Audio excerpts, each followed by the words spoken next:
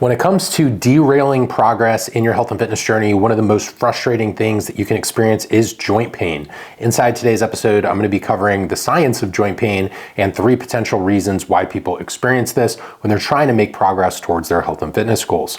Now, some people do have a bit of pain and kind of nagging injuries. Sometimes that can be attributed to a lack of time off or proper rest days and recovery, or even simply failing to take a deload throughout their transformation. Sometimes that can lead to simply just taking a little bit of time off, can lead to massive strides in how someone feels. But in today's episode, we're going to be talking about some deeper root causes for joint pain that people experience and discussing the science of overuse injuries, osteoarthritis, and also rheumatoid arthritis, which can show up for some clients as well. Traditionally, joint pain was viewed as something that just happened in old age, but inside today's episode, you'll discover how it's so much more than just part of the aging process and why we really need to understand this in order to best support our clients, or just for us to kind of age gracefully in our transformation and just being able to feel our best, perform our best, and not having those nagging injuries or nagging joint pains. So while there are other sources of joint pain, just understand that the 3 that we're covering today are some of the most common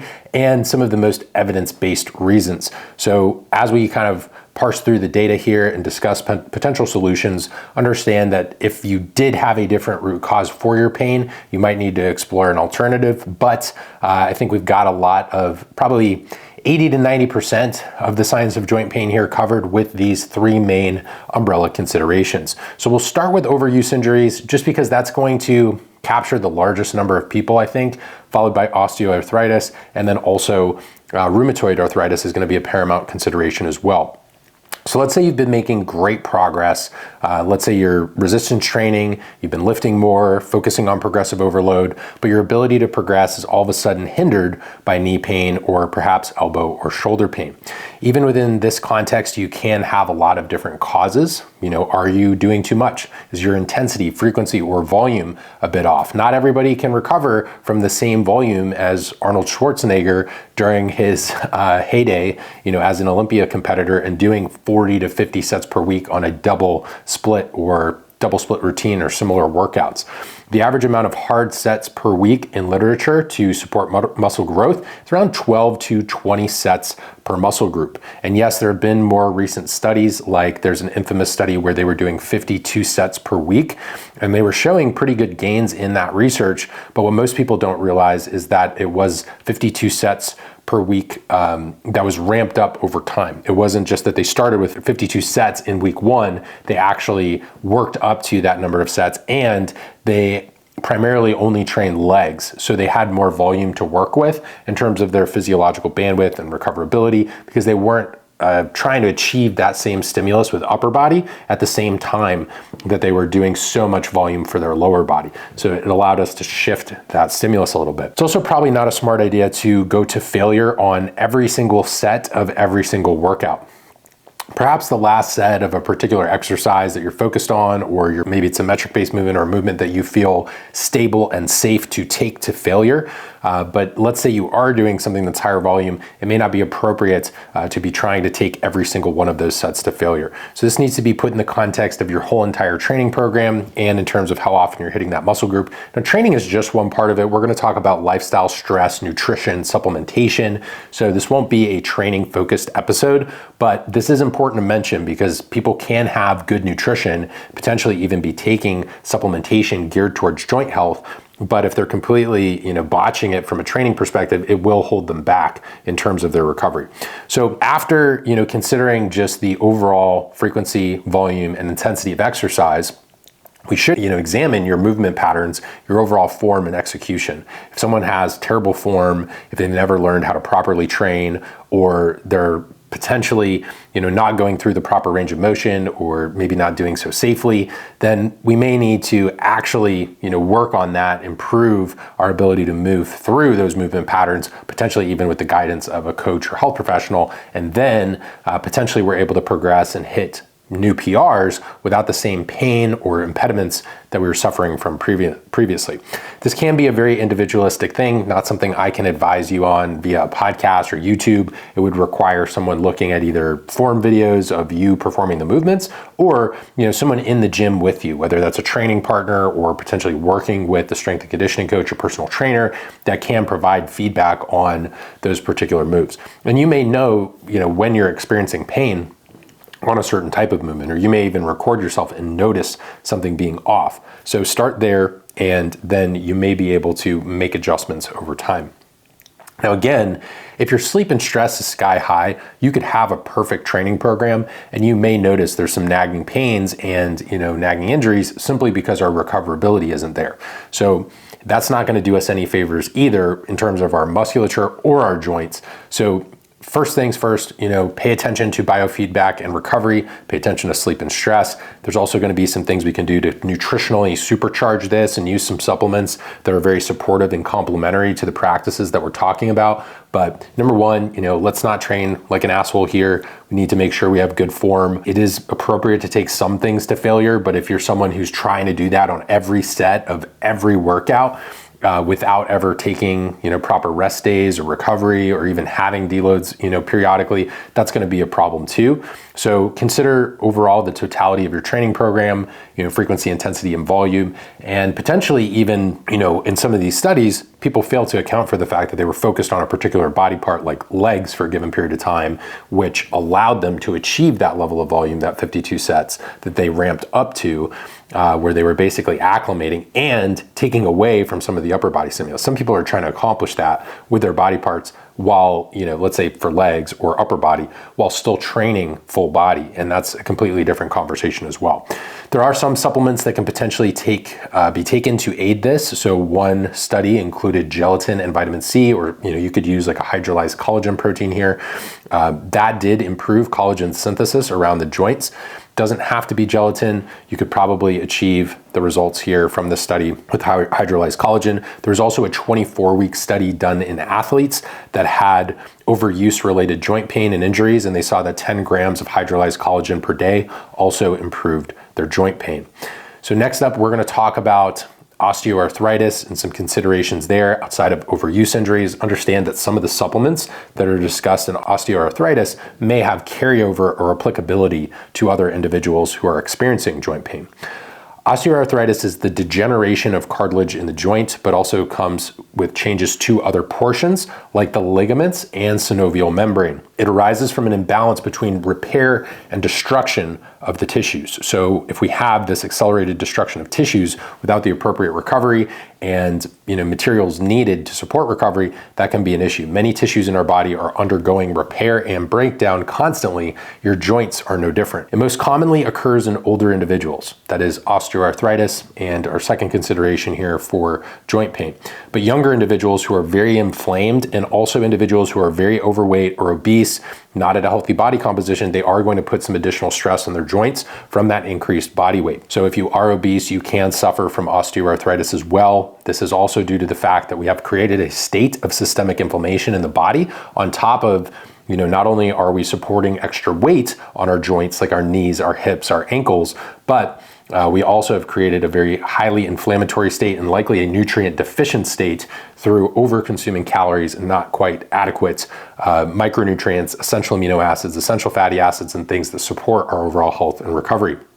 So you might imagine someone who's suffering from this, who's overweight, sedentary, eating a standard American diet. It's kind of a perfect storm. Inflammation being the accelerant on that perfect storm. The lifestyle and excess fat tissue really going to create sort of a perfect environment for excess inflammation. The lack of protein and micronutrients coming in from the diet, that matters for a collagen synthesis perspective. And there's also excess weight that you have to carry around, which is just additional burden and mileage on the joints. So it's not necessarily a good kind of weight bearing. Like when we think about weight bearing exercise, right, for individuals in terms of bone health, or weight bearing exercise for perimenopausal women, that's very different than someone who is bearing weight all the time, and not just weight bearing exercise, it's also excess weight to the tune of 50, 75, 100 pounds overweight. It's going to be very problematic when it comes to this orthopedic conversation. Acute resistance training can send a strong signal to build collagen and also has the ultimate effect of helping to resolve chronic inflammation. So weight bearing exercise and acute, strength bouts and interventions, that's very different than someone basically being 100 pounds overweight all the time for all their daily activities and not having the appropriate support for joint health from a nutritional perspective. Lean, healthy folks are not immune to osteoarthritis, however. So while the earlier portion of this episode talking a lot about overweight or obese individuals and osteoarthritis, leaner individuals and healthy individuals can still suffer from osteoarthritis.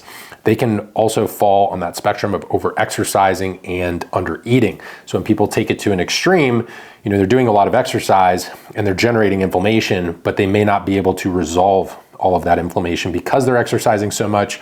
Maybe they're also chronically stressed, underslept, or not having the necessary materials to support recovery. The hormonal dysregulation that may occur from over-exercising and under-eating leads to sex hormone imbalances and also potentially thyroid hormone downregulation. All of these things can also contribute to what we're seeing from a musculoskeletal perspective. This is going to be different than just normal overuse injuries where people are doing repetitive movement patterns or they've been training a lot without a deload.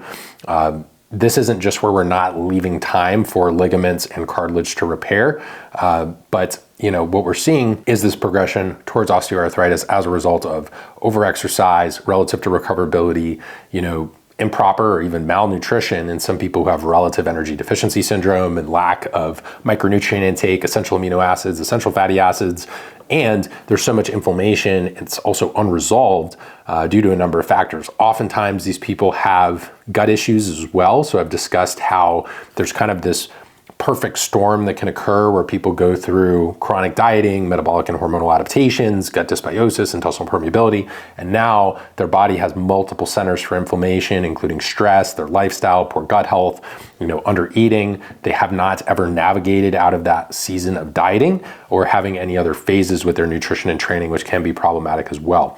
Coming back to osteoarthritis, in many cases of osteoarthritis, the ones that occur in sedentary, overweight individuals, resistance training can help, right? But we still need to resolve the fact that the person is overweight and obese and potentially having improper nutrition, right? Obviously, from a caloric perspective, that is contributing to the obesity, but looking at micronutrients, looking at essential amino acids and things that are important for collagen synthesis, so looking at that conversation around vitamins and minerals, essential amino acids, essential fatty acids, and really optimizing the diet in addition to resistance training, that's going to be the best way for that overweight or obese person to remedy some of their joint pain.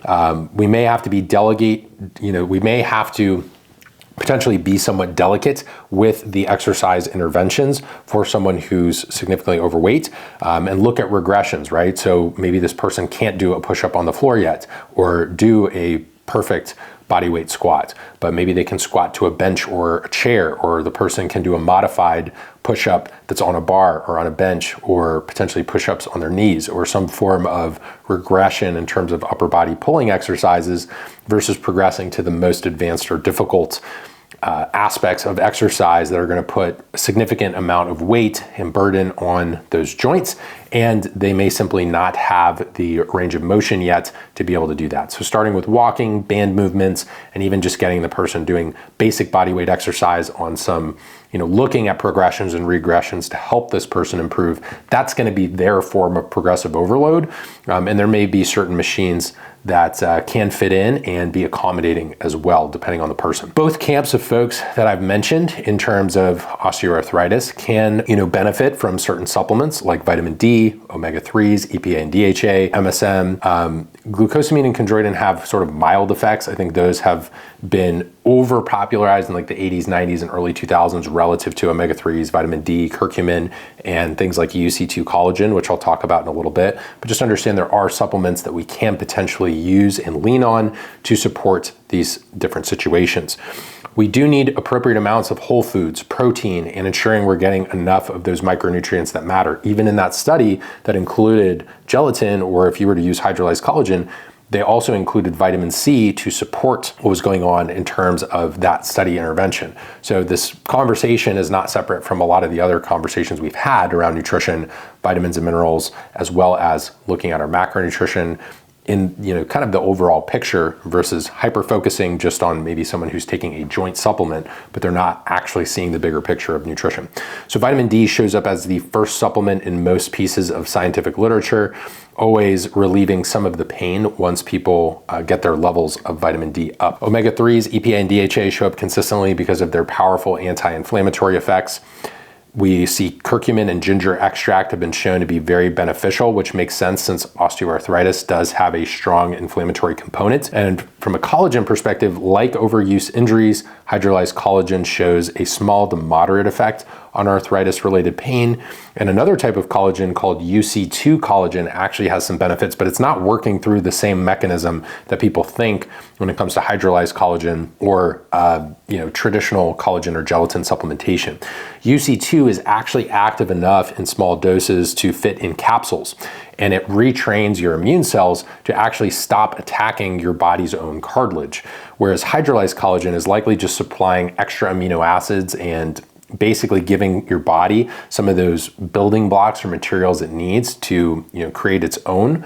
Whereas when we're looking at this UC2 collagen, it seems to act via a different mechanism and support the body in other ways. It's also much smaller dosing. And as I mentioned, it's fitting in capsules, whereas hydrolyzed collagen is going to be like a scoop, almost like a scoop of protein, where you'd be supplementing with that. So UC2 has been used in many different evidence-based formulas and can really go a long way in supporting someone's overall joint health. I will also include some links in the description. So if you're on video or if you are listening on audio, potential products that do include that UC2 collagen just to potentially help you if that's something you're interested in. Obviously, there's a number of other products to choose from as well. This is something that was helpful for me in terms of my knees, elbows, and little things like that that can come up. I've been training for probably close to 2 decades now, and so you can have just combination of a lot of mileage on your joints and sometimes inflammation from doing that intense training. But start with your nutrition, make sure you're on a good quality training program, and then some of these supplements like vitamin D, omega-3 can be great for overall health. I like a D3K2 product instead of just vitamin D by itself, and using those can have multifaceted effects, even cardiovascular health benefits, neurological benefits, hormonal benefits, and getting the joint benefits is a nice extra. UC2 is a little bit more specific to joints and cartilage, whereas omega-3s, DHA, EPA, and then the vitamin D supplement is going to have more wide-reaching effects. Rheumatoid arthritis is going to be the last joint issue that we'll talk about inside today's episode. And RA, or rheumatoid arthritis, is an autoimmune disease or has that autoimmune nature to it that generally starts with finger, wrist, and the toe joints as well. This is one way it can be differentiated from osteoarthritis, is the location or where in the body this form of arthritis is starting. Eventually, it can spread to other joints though, but keep an eye on wrists, fingers, and toes in terms of RA. People of any age can be affected by it, but like other autoimmune diseases, it seems to be more prevalent in women than men. It is a little bit more of a female dominant ratio of about 3 to 1. So 3 women for every 1 male that's affected. The pathogenesis of rheumatoid arthritis usually involves dysfunction of the immune system and has its roots in the gut. So like many other autoimmune conditions like Hashimoto's, you wouldn't want to neglect gut health when it comes to rheumatoid arthritis. We consistently see dietary interventions and studies leading to the improvement or lessening of symptoms and different disease markers related to RA, or complete remission as a result of those dietary changes and improvements in gut health. Several trials have been done and even included complete or extended fasting for RA, and nearly every time, patients can go into remission with some of these dietary interventions. So we do have to eat though, right? Someone's not just gonna fast all the time to improve rheumatoid arthritis symptoms. So what can we do here as far as potential improvements? Now, this should be individualized. Nutrition, especially for more advanced cases, should be customized to the individual, but several different elimination style diets have been tested in the research. Now, understand that with elimination style diets, this isn't something that's meant to be followed forever necessarily. It may be a temporary intervention, and then we work to reintroduce certain foods over time. Although some forms of elimination that work best for the person, they might want to stick with certain components of that diet. One trial tested a gluten-free diet only with varying responses. Some patients had significant improvements, while others only had mild improvements in their rheumatoid arthritis. Another trial did an interesting elimination. It took out dairy products, potatoes, coffee, tomatoes, citrus fruits, eggs, rye, oats, wheat, and corn. So some nightshades were taken out there, but this is kind of like a modified autoimmune paleo, but not a complete autoimmune paleo. And similar to the gluten-free diet trial, not everyone had remission in their symptoms. Some did, and others just had mild improvements. So the fact that fasting trials put nearly everyone into remission, and then we see varying results from the different dietary interventions, shows us that we should take a more customized or individualized approach to helping people, but maybe including, periodic fasting, or if someone wants to do some time restricted eating or alternate day fasting, it's really up to the person. We just know that we do have some human evidence to support that, especially with RA. Some of the supplements mentioned, like vitamin D3, K2, and omega-3s, still going to be very helpful here across the board, with something like osteoarthritis, maybe a consideration for RA. Understand that is a diagnosed medical condition, so nothing I say here on the audio or video can be construed as medical advice or a substitute for it, just for general information purposes and education so that you can make the best decision for you with your healthcare team. Understand that people have different food triggers. People also have a different response to foods when it comes to their gut and different gut irritants. So you'd want to make modifications that alleviate some of those gut symptoms, and even if they're not symptomatic, understanding that improving gut health may lead to the remission of RA symptoms. Many of the same supplements, for example, even UC2, might be of benefit here, although there's less specific research, in many cases. As you get more and more specific in terms of your conditions, you may not have direct carryover in terms of supplement studies. So some of it is more of a mechanistic hypothesis, but understand that anytime we're discussing vitamin D, omega-3s, and maybe even UC2 collagen, potentially things like curcumin, the main thing that we're considering here is the ability to modulate inflammation in the body, and does this lead to a resolution or improvement in the person's symptoms. So to summarize, we have a few different potential reasons or root causes for joint health and joint concerns. One is going to be an overuse injury. This could be something that's a result of a poorly designed training program, doing too much too frequently, too many sets to failure relative to our recovery bandwidth, poor nutrition with very high volumes of exercise, or high stress, low sleep with significant training intensity, volume, and frequency. So we need to examine our entire training program and also look at our recovery. What are we doing to support sleep? What are we doing to manage stress? And do we have the appropriate nutrition or dietary intervention in place to maintain the demands of intense training? The next potential reason someone may be struggling with pain or discomfort in their joints is osteoarthritis.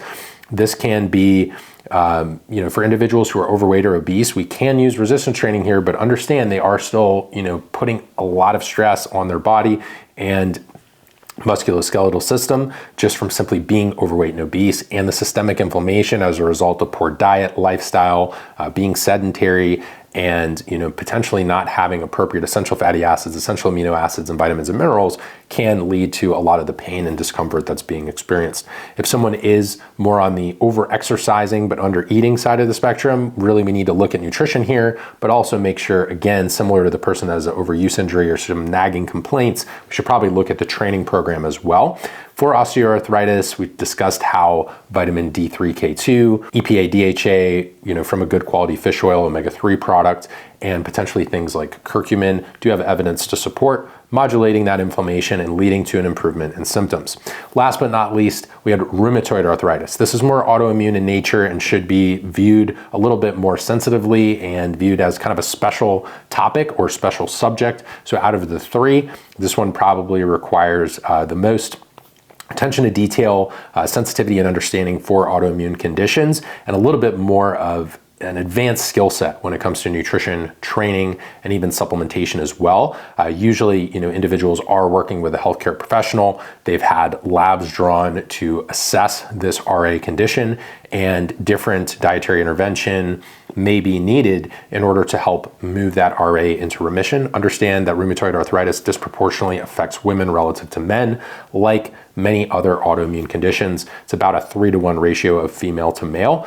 And there's several reasons for that, but we do need to definitely pay attention to gut health as a key consideration here in terms of RA, and we can still use some of that strategic supplementation and an intelligently designed training program. It's not pushing, all of those sets to failure. Maybe, need to modulate training frequency and intensity for someone who has an autoimmune condition, given that their recovery may be impaired and their body already has somewhat of a dysregulated immune system and potentially higher inflammation, at least at the start. As that autoimmune condition goes into remission, their training may be able to change and evolve over time. So with that said, joint pain can be something that keeps people out of the gym, or if they are going to the gym, they're not feeling their best or performing their best. The intention of this video and podcast was to provide 3 potential reasons why people are experiencing joint pain and what you can do about it, and just some background on how that joint pain originates, whether it be from overuse or just nagging injuries and maybe not really designing our programs appropriately or not taking enough time off, rest days, or even a deload. We have osteoarthritis, which can happen in a number of different individuals. It's not just aging. It can also happen when someone is overweight or obese, or if someone is on the leaner side, they could be experiencing osteoarthritis for other reasons due to poor nutrition relative to the amount of training that they're doing. And then lastly, we had RA, or rheumatoid arthritis, which is a little bit more autoimmune in nature, or a lot more autoimmune in nature. And we're typically seeing that start with toes, wrists, and fingers. So that would be a distinguishing factor versus a lot of times people with nagging injuries or overuse injuries, you're not necessarily seeing that at toes and fingers, maybe wrists, but a lot of times it's going to be elbows, shoulders, knees, and hips that are being affected, especially by major movement patterns when it comes to our training that we're doing in the gym. This episode included a number of different nutritional approaches and evidence-based supplementation. If that's something that interests you and you like to incorporate that in working with client cases, especially on the nutrition side of things, I think you would be interested in checking out Metabolism School. You can head over to metabolismschool.com and learn more about our functional nutrition and metabolism specialization program, where we use a combination of intermediate to advanced nutritional techniques, evidence-based supplementation, and really being able to look at the full 360 degrees of a client case to make the best possible determination and create an approach that's going to be integrated and very applicable to the client that's in front of you, rather than just kind of cookie cutter interventions that really rely on a lot of guesswork or internet fads in attempting to help people or move them towards their goals. If you're here and you're new here, I appreciate you tuning into my platform and my channel. If you've been here for a while, make sure you're subscribed so you never miss an episode. And if you found value in today's content about joint health and common reasons for these injuries and joint pain, please leave a 5-star rating and review. You can also screenshot the episode, tag me. I'm at Sam Miller Science on just about every major platform. On YouTube, you can hit that notification bell, give it a thumbs up, and even comment if you want to support the algorithm. My team and I put a lot of resources into this channel and into this show, specifically to provide information that can help you in your transformation or help others that you're working with if you're a coach or a health professional. When I started out in the industry, there was a lot of misinformation, or the good information that was out there was often misapplied. You had to scavenge internet forums. There wasn't really quite the prevalence of information on social media. And now that we have social media, there's a ton of information, but it's not always applicable to you, or some of it is bad information or just spreading, things that are completely false. So if you appreciate the platform and you want to pay it forward, remember you likely wouldn't have found the show if not for one of my listeners who's been here for a while. So pay it forward, leave those ratings and reviews, and share when you feel appropriate. That goes a long way to helping my team and I continue the work that we do here. Appreciate you tuning in today, and I will talk to you in the next show.